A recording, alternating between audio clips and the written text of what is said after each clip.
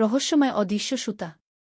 সেটার বুনতে গিয়ে ছেলের হৃদয়ে জড়ানো ভালোবাসার খবর। আমি কেঁপে উঠলাম যখন সে বলল, মা, যেমন এই উল দিয়ে তুমি সেটার বুনছ, তেমনি আমাদের জীবন একসাথে বুনতে চাই। আমি তোমাকে বিয়ে করতে চাই, আমার স্ত্রী হিসেবে পাশে রাখতে চাই। শীতের রাতে বসে বসে সেটার বুনছিলাম। বাইরে ঠান্ডা বাতাস বইছিল, ঘরে হিটার জ্বলছিল। স্বামী অফিসে, রাত করে ফিরবে। মেয়ে ঘুমিয়ে পড়েছিল। ছেলে রাতের খাবার খেয়ে এসে আমার পাশে বসল। টিভি চলছিল, আমি বুনতে বুনতে মাঝে মাঝে দেখছিলাম। উলের গোলা পড়ে গেল মেঝেতে। ছেলে কুডিয়ে দিল। আমি বসেছিলাম সোফায়, সে বসল আমার পায়ের কাছে। উলের গোলা নিয়ে খেলতে খেলতে হঠাৎ এই কথাগুলো বলল। সুইয়ের ঠোকা যেন আমার বুকে লাগল। আমি হাত থামিয়ে তাকালাম তার দিকে। লাল উলের ছায়ায় তার মুখ রক্তিম দেখাচ্ছিল। কি উত্তর দেব, কি বলবো ভেবে পেলাম না। বাবা কি এসব শুনলে খুশি হবে? কোনমতে বললাম। তুমি জানো সে কত ভালোবাসে তোমাকে। বাবা জানবে না, কেউ জানবে না। ছেলে আমার হাত ধরে ফেলল। আমরা দূরে কোথাও চলে যাব, নতুন পরিচয় নিয়ে। কি তার আঙুল আমার আঙুলে জড়িয়ে যাচ্ছিল। আমি হাত ছাড়িয়ে নিলাম। হাতের সেটার পড়ে গেল মেঝেতে, সুই গড়িয়ে গেল দূরে। এই গল্পটি সম্পূর্ণ শুনলে আপনাদের পানি অটোমেটিক বের হয়ে যাবে, সো যত দ্রুত সম্ভব হাতের কাছে টিস্যু নিয়ে বসে পড়ো। বিছানার চাদর যেন নষ্ট না হয় সেটা সম্পূর্ণ খেয়াল রাখার অনুরোধ জানিয়ে গল্পটি এখন শুরু করব। তার আগে সর্বশেষ অনুরোধ, দয়া করে এমন পানি বের করার গল্প নিয়মিত শুনতে আমাদের চ্যানেলটি সকলেই সাবস্ক্রাইব করুন। ধন্যবাদ। হ্যালো বন্ধুরা, আমার নাম অনুপমা চৌধুরী। আমার বয়স ৪২ বছর। আমার স্বামীর নাম দীপঙ্কর চৌধুরী, বয়স ৪৫ বছর। আমাদের ২ সন্তান, অভিজিৎ আর সুপ্রিয়া। অভিজিৎ ১৯ বছর বয়সী, কলেজে পড়ে। সুপ্রিয়া ১২ বছর বয়সী, স্কুলে যায়। আমার একটি মন্ত্রণার কথা আজ তোমাদের বলবো। এমন অদ্ভুত ঘটনা হয়তো কেউ কোনোদিন শুনে নাই। সেদিন সন্ধ্যাবেলা আমি আমার অভিজিতের জন্য সেটার বুনছিলাম। শীতের শুরু, আর আমার ছেলে কলেজে যাওয়ার সময় কেমন যেন খালি গায়ে বের হয়ে যায়। ঠান্ডা লাগবে বলি, তবুও শোনে না। তাই ভাবলাম একটা নরম সেটার বুনে দেই। দীপঙ্কর অফিসে ছিল, দেরি করে ফিরবে জানিয়েছিল। সুপ্রিয়া তার ঘরে পড়াশোনা করে ঘুমিয়ে পড়েছিল। হঠাৎ অভিজিৎ রাতের খাবার খেয়ে আমার পাশে এসে বসল। আমাদের ড্রয়িং রুমে টিভিতে সিরিয়াল চলছিল। আমি চোখ তুলে দেখতাম, আবার বুনতাম। মা, তুমি আমার জন্যই বুনছ? জিজ্ঞেস করল অভিজিৎ। হ্যাঁ রে, আমি হাসলাম। অভিজিৎ আমার পায়ের কাছে বসে উলের গোলাটা নিয়ে খেলতে লাগল। এমন খেলতে খেলতে যে সেটা হাত থেকে ফসকে মেঝেতে পড়ে গেল। সে কুডিয়ে দিল। মা, তোমার হাতের কাজ খুব সুন্দর হয়, বলল সে। এমন সময় অভিজিৎ একটু নিচু গলায় বলল, মা, বাবা যদি আমাদের সাথে না থাকত তাহলে তুমি কি করতে? মানে যদি বাবা মারা যেত বা তোমাদের বিচ্ছেদ হতো। আমি একটু অবাক হয়ে তার দিকে তাকালাম। কেন এসব ভাবছিস? বাবা তো ভালোই আছে। না, এমনি জিজ্ঞেস করছি। তুমি কি আবার বিয়ে করতে? আমি বুনন থামিয়ে বললাম, কি যে বলিস! এতদিনের সংসার, তোরা বড় হয়েছিস। কেন আবার বিয়ে করব? তা ঠিক, কিন্তু তুমি তো এখনো খুব সুন্দর আছো। বাবার বয়স হয়েছে, তিনি সারাদিন অফিসেই থাকেন। তোমাকে সময় দেন না। আমি একটু অস্বস্তি বোধ করলাম। এসব কি বলছিস? তোর বাবা খুব ভালো মানুষ। আমাদের সবার যত্ন নেয়। অভিজিৎ আমার হাতটা ধরল। মা, তোমার জীবনে কি তুমি সব পেয়েছ? তুমি কি সত্যিই খুশি? আমি সুইটা রাখলাম। অভি, তুই ঠিক আছিস তো? কিছু হয়েছে কি? না মা, কিছু হয় নাই। কিন্তু আমি দেখি তুমি সব সময় একা। বাবা সব সময় ব্যস্ত, আমরাও বাইরে থাকি। তোমার কি কষ্ট হয় না? আমি একটু অবাক হয়ে গেলাম। আমার ছেলে আজকাল কেমন যেন ভাবতে শুরু করেছে। আমি তোদের নিয়েই খুশি। এই সংসারটাই আমার সবকিছু। মা, তুমি জানো তোমার মতো মানুষ খুব কম। যত বয়স হচ্ছে ততই তোমাকে সুন্দর লাগছে। আমি একটু অস্বস্তি বোধ করলাম। অভি, তুই আজ কেমন কেমন কথা বলছিস? যা যা, তুই একটু ঘুমিয়ে পড়। কাল সকালে কলেজ আছে তোর। মা, আমি সিরিয়াস বলছি। তোমার জন্য কেউ এলে তুমি কি রাজি হবে? কি বলছিস তুই? যা, এখন উঠে যাও। অভিজিৎ আমার হাতটা আরও শক্ত করে ধরল। মা, আমি জানি তুমি একা। আমি তোমাকে দেখেছি রাতে চুপি চুপি কাঁদতে। বাবা বুঝতেই পারে না তোমার মন। আমি জোর করে হাত ছাড়ালাম। কি হয়েছে তোর?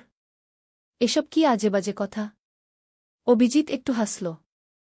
আচ্ছা, একটা কথা বলি শোনো। আজ ক্লাসে আমার বন্ধু সৌরভ একটা গল্প বলছিল। তার বাবা নাকি বিদেশে আরেকটা বিয়ে করেছে। দ্বিতীয় স্ত্রী নাকি এখন সৌরভের মায়ের সাথেই থাকে। তিনজনেই একসাথে থাকে। আমি চমকে উঠলাম। কি সর্বনাশ! এসব হয় নাকি? হয় মা, এসব সব জায়গা হয়। আজকাল পলিগ্যামি ভালোভাবেই চলে ওসব ছাড়। এসব আমাদের সমাজে ঠিক নয়। তোর বাবা কখনো এমন ভাবনাও ভাবতে পারে না ঠিক আছে মা, তুমি রাগ করো না। আমি মজা করছিলাম একটু। কিন্তু তার চোখে আমি একটা অদ্ভুত চাউনি দেখলাম। অভি, তোর কি কোনো সমস্যা আছে? তুই আমাকে বলতে পারিস কে? অভিজিৎ একটু চুপ করে রইল। মা, আমি কাল একটা বড় কথা তোমাকে বলবো। আজ রাতে ঠিকমতো ভেবে দেখি। তুমি রাগ করবে না তো? না রে, আমি কেন রাগ করব? তুই আমার ছেলে, তোর মনের কথা বলতে পারিস আমাকে ঠিক আছে মা, কাল বলবো। তুমি এখন বুনো। আমি একটু বাইরে যাচ্ছি বন্ধুদের সাথে দেখা করতে। একটু দেরি হবে ফিরতে এত রাতে? 10টা বাজে যে। প্লিজ মা। 22শে জানুয়ারি ভারতের প্রজাতন্ত্র দিবসের আগের দিন। কলেজে সাংস্কৃতিক অনুষ্ঠানের রিহার্সাল আছে আচ্ছা যা, কিন্তু বেশি দেরি করিস না অভিজিৎ চলে গেল। আমি আবার সেটার বুনতে লাগলাম, কিন্তু মন বসল না।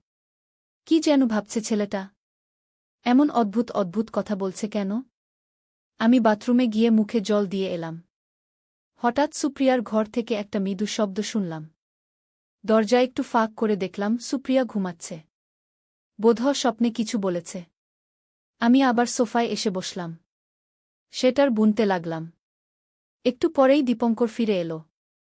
অনুপমা, এত রাতে জেগে আছো কেন? জিজ্ঞেস করল সে। তোমার ছেলের জন্য সেটার বুনছি ও, অভি কোথায়? বন্ধুদের সাথে রিহার্সালে গেছে এই রাতে? হ্যাঁ, কাল সাংস্কৃতিক অনুষ্ঠান আছে কলেজে দীপঙ্কর কিছু বলল না। খেয়ে নিয়ে শুয়ে পড়ল। আমি আরও একটু বুনলাম, তারপর বাকিটা কাল ভোরে শেষ করব ভেবে ঘুমাতে গেলাম। ভোরবেলা ঘুম ভাঙল আমার ফোনের রিংয়ে। কে যেন বারবার ফোন করছে। ঘুমের ঘোরে ফোনটা তুললাম। হ্যালো, আমি ঘুম জড়ানো কণ্ঠে বললাম। আপনি কি অনুপমা চৌধুরী? একটি পুরুষ কণ্ঠ জিজ্ঞেস করল। হ্যাঁ, কে বলছেন? ম্যাডাম, আমি কলেজ স্ট্রিট থানা থেকে বলছি। আপনার ছেলে অভিজিৎ চৌধুরী? আমার হৃদয় ধক করে উঠল। হ্যাঁ। কি হয়েছে? সে ঠিক আছে তো? ম্যাডাম, একটা দুর্ঘটনা হয়েছে। আপনার ছেলেকে সেন্ট্রাল হাসপাতালে ভর্তি করা হয়েছে। আপনারা যত তাড়াতাড়ি সম্ভব চলে আসুন আমার হাত থেকে ফোন পড়ে গেল। দীপঙ্কর! দীপঙ্কর! আমি চিৎকার করে উঠলাম। স্বামী ছুটে এলো। কি হয়েছে? অভি। অভি হাসপাতালে। পুলিশ ফোন করেছে কি করে দ্রুত হাসপাতালে পৌঁছেছিলাম মনে নেই। শুধু মনে আছে আমার মুখ দিয়ে শুধু একটাই বাক্য বের হচ্ছিল, ঠাকুর, ওকে বাঁচাও। সেন্ট্রাল হাসপাতালে পৌঁছে আমরা হাঁপাতে হাঁপাতে ইমার্জেন্সিতে ঢুকলাম। এক নার্স আমাদের আইসিইউর দিকে নিয়ে গেল। বাইরে একজন পুলিশ অফিসার দাঁড়িয়েছিলেন। আপনারা অভিজিৎ চৌধুরীর বাবা মা? তিনি জিজ্ঞেস করলেন। আমরা মাথা নাড়লাম। গত রাতে আপনার ছেলে রাস্তা পার হচ্ছিল, তখন একটা তেজ গতির গাড়ি তাকে ধাক্কা মারে। গাড়ির ড্রাইভার পালিয়েছে। আশেপাশের লোকজন ওকে হাসপাতালে নিয়ে আসে সে কেমন আছে? আমি কাঁদতে কাঁদতে জিজ্ঞেস করলাম। ডাক্তাররা দেখছেন। আপনারা অপেক্ষা করুন। ডাক্তার এলে সব বলবেন দীপঙ্কর আমাকে ধরে রাখল। আমি কাঁপছিলাম। আমার ভেতরটা যেন খালি হয়ে যাচ্ছিল। একটু পরে একজন ডাক্তার বেরিয়ে এলেন। Mister and Mrs Chowdhury? তিনি জিজ্ঞেস করলেন। আমরা মাথা নাড়লাম। আপনার ছেলের অবস্থা খুবই গুরুতর। মাথায় গভীর আঘাত পেয়েছে, সাথে বুকের হাড় ভেঙেছে। আমরা যথাসাধ্য চেষ্টা করছি। কিন্তু আমার পা থেকে যেন শক্তি চলে গেল। আমি হাঁটু গেড়ে বসে পড়লাম। না না, আমার ছেলেকে বাঁচান ডাক্তার।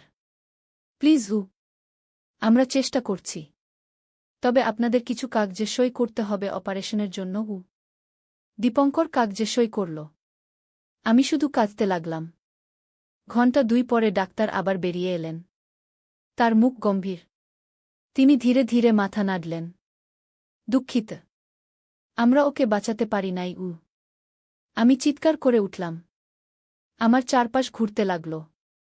আমি অজ্ঞান হয়ে গেলাম। 3 দিন পরের কথা। অভিজিতের শেষকৃত্য হয়ে গেছে। বাড়িতে লোকজন আশায়াওয়া করছে।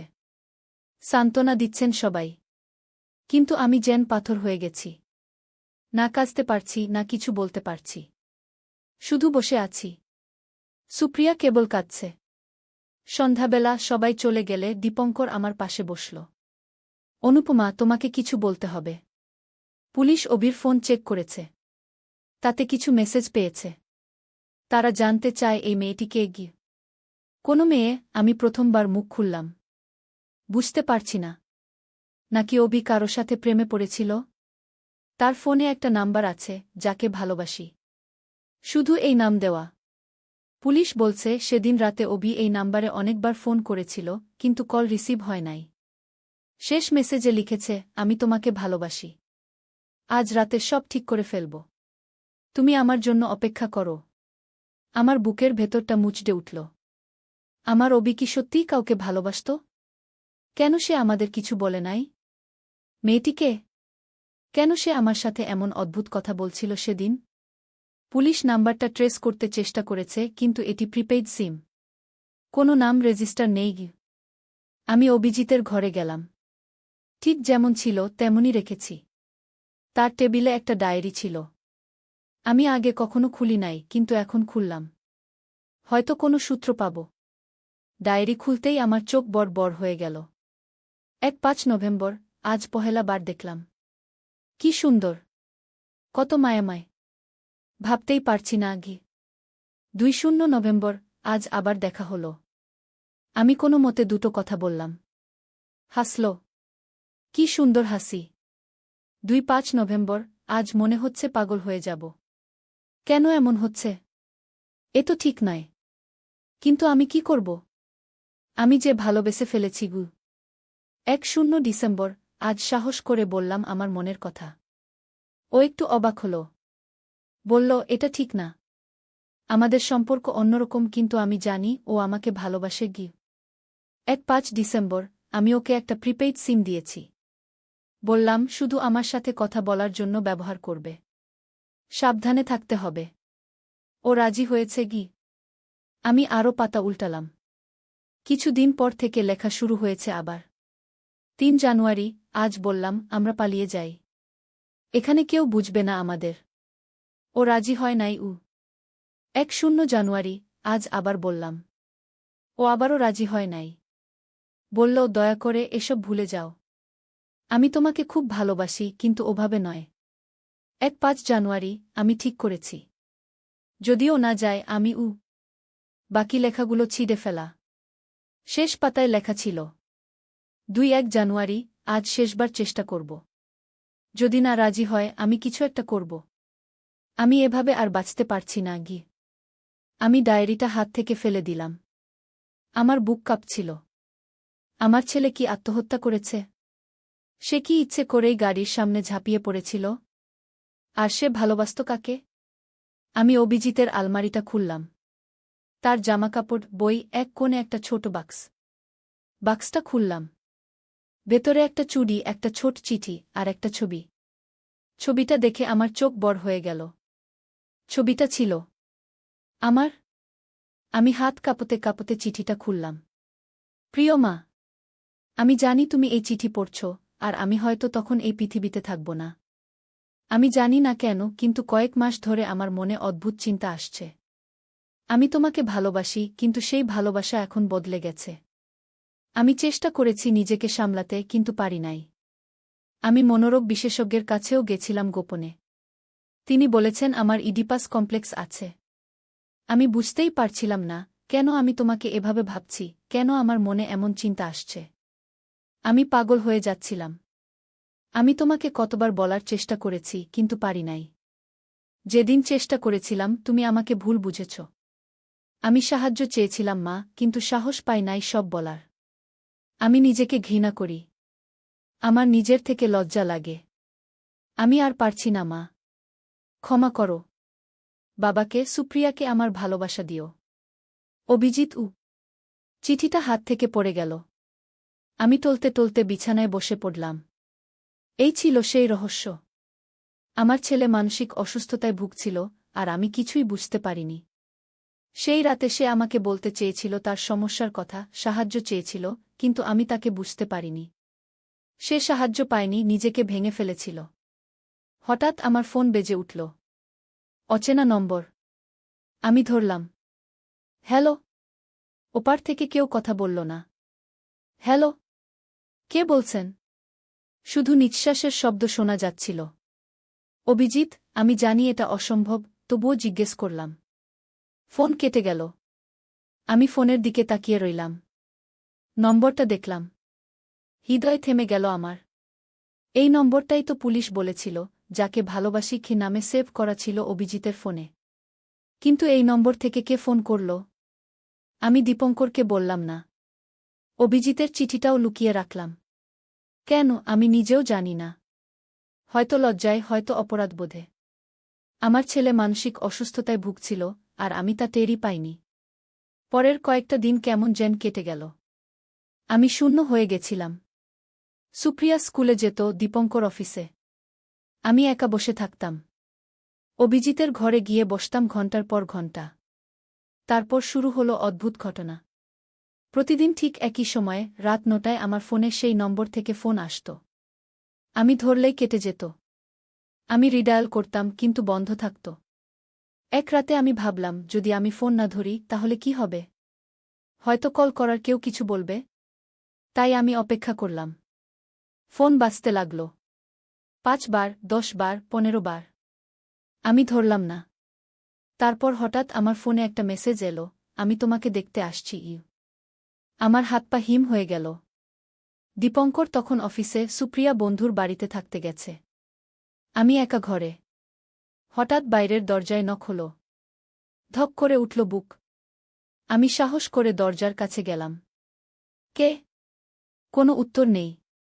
কে ওখানে? আবার নক হলো। আমি কাপা হাতে দরজা খুললাম। বাইরে কেউ ছিল না। শুধু দরজার সামনে একটা লাল উলের বল পড়েছিল। সেই উল দিয়েই তো আমি অভিজিতের জন্য সেটার বুনছিলাম। আমি ভয়ে দরজা বন্ধ করে দিলাম। আমার বুক ধড়ফড় করতে লাগল। এ কি অভিজিতের আত্মা?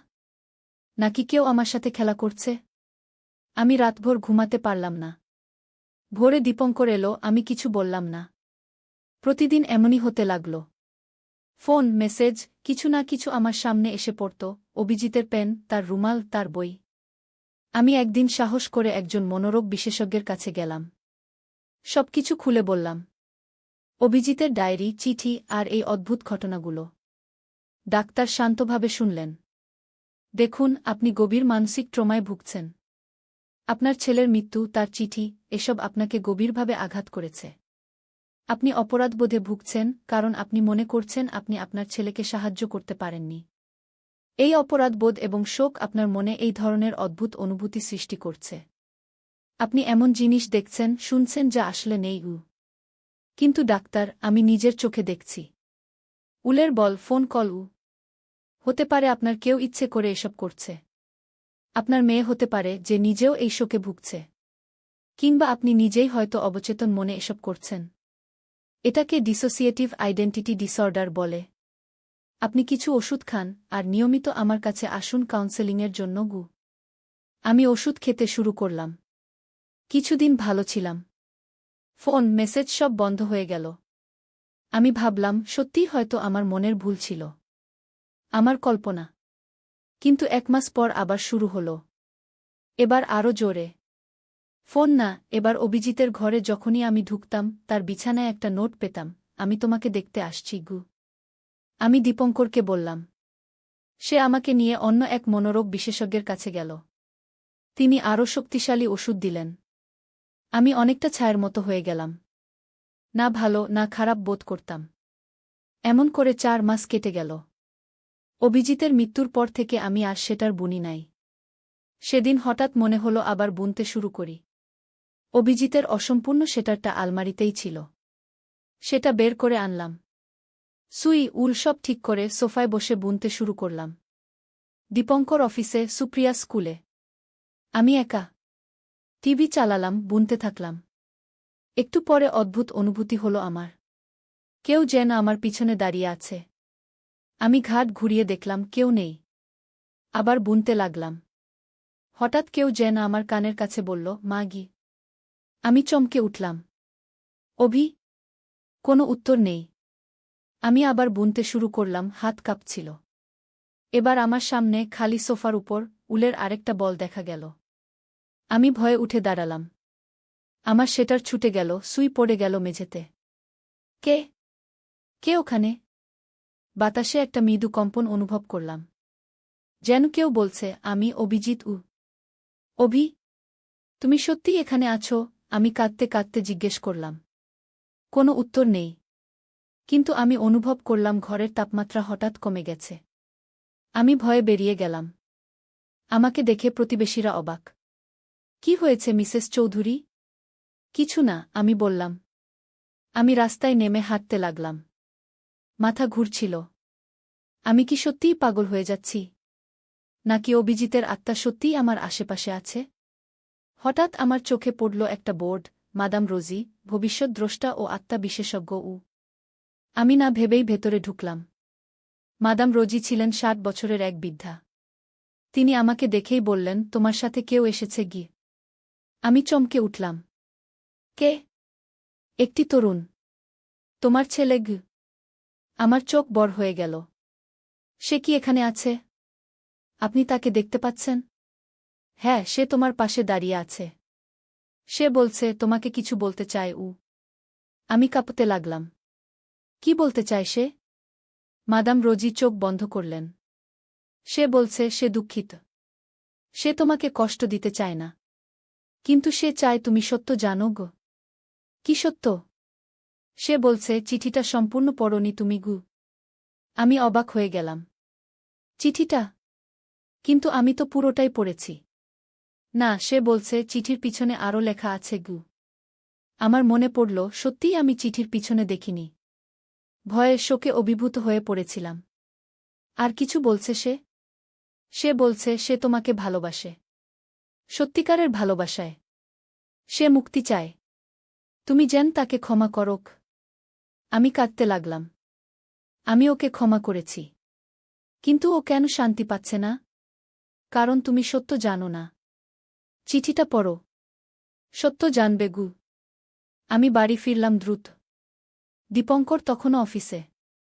আমি অভিজিতের ঘরে গেলাম। তার বাক্স খুললাম। চিঠিটা বের করলাম। সত্যিই পিছনে লেখা ছিল কিছু। কিন্তু আমি আর পারছি না। আমি যা জেনেছি তা তোমাকে বলতে হবে। বাবা তোমাকে ধোঁকা দিচ্ছে মা। আমি দেখেছি তাকে অন্য এক মহিলার সাথে। তিনি আমাকে দেখে ফেলেছিলেন। তারপর থেকে আমাকে ভয় দেখাচ্ছেন। বলেছেন যদি আমি তোমাকে বলি তিনি আমাকে কলেজ থেকে বের করে দেবেন। তাই আমি তোমাকে সরাসরি বলতে পারিনি। আমি ধীরে ধীরে অদ্ভুত আচরণ করতে শুরু করলাম যাতে তোমার সন্দেহ হয়। যাতে তুমি বুঝতে পারো আমার কিছু একটা হয়েছে। কিন্তু তুমি আমাকে বুঝলে না মা। আমি হয়তো আর থাকব না। কিন্তু তুমি সত্য জানো। বাবার ফোন দেখো। উজ্জ্বলা নামে একজনকে খুঁজে দেখো। তারপর তুমি যা করবে সেটা তোমার সিদ্ধান্ত। ভালোবাসি তোমাকে, তোমার ছেলে অভিজিৎকে। আমি বিশ্বাস করতে পারছিলাম না। তাড়াতাড়ি দীপঙ্করের ঘরে গেলাম। তার ড্রয়ার খুললাম। একটা অতিরিক্ত ফোন পেলাম। চালু করলাম। পাসওয়ার্ড লাগবে। 4টা সংখ্যা। আমি তার জন্মদিন দিয়ে চেষ্টা করলাম। 1545। লক খুলে গেল। যা দেখলাম তাতে আমি স্তব্ধ হয়ে গেলাম। হাজার হাজার মেসেজ উজ্জ্বলা নামে একজনের সাথে। ছবি, ভিডিও কল রেকর্ড। সবই অশ্লীল। আমি আরও দেখলাম অভিজিতের সাথে দীপঙ্করের মেসেজ। তুমি কি পাগল হয়ে গেছ? তোমার মাকে কিছু বলার সাহস আছে? মনে রেখো আমি তোমার বাবা। আমি তোমার জীবন নষ্ট করে দিতে পারি। আমি সব কিছু নিয়ে পুলিশের কাছে গেলাম। তারা দীপঙ্করকে জিজ্ঞাসাবাদ করল। সে প্রথমে অস্বীকার করেছিল, কিন্তু পরে স্বীকার করল যে সে উজ্জ্বলার সাথে সম্পর্কে ছিল। কিন্তু সে বলল, এর সাথে অভিজিতের মৃত্যুর কোনো সম্পর্ক নেই।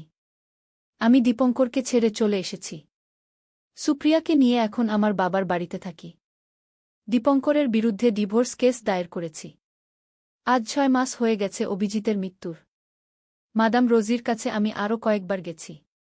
তিনি বলেন, অভিজিতের আত্মা এখন শান্তি পেয়েছে। সে আর আমার কাছে আসে না।